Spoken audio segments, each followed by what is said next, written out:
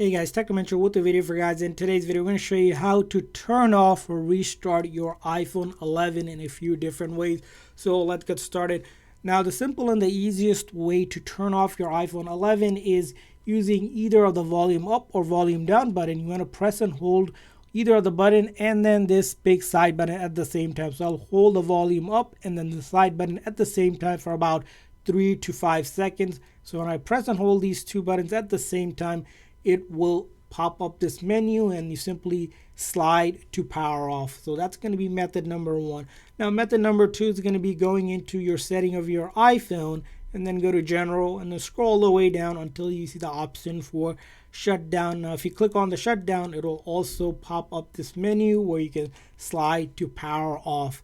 Now a third method, it's going to be using Siri. So if you have Hey Siri, or if you want to activate Siri, you can press this side button. That will also activate Siri and simply tell Siri to power down. So I'll press Siri to activate Siri here. Hey Siri, power down.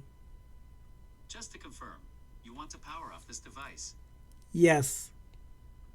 And after you tell Siri yes, you don't have to do anything else. Give it about 15 to 20 seconds, maybe a little bit longer, for the phone to completely turn off.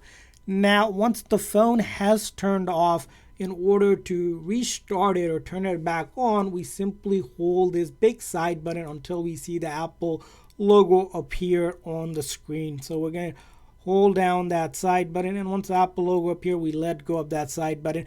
Now, if for some reason you can't press that button or that button isn't working, you can also connect your iPhone to a charger with power, and that will also automatically turn the phone on when it's being charged if it's turned off.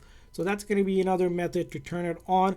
And after that, your phone now has turned off and restarted, and you should be good to go. And I hope this video was helpful. If so, please consider hitting that like and subscribe button for more tips and tricks for your iPhone and other iOS devices. See you guys next time.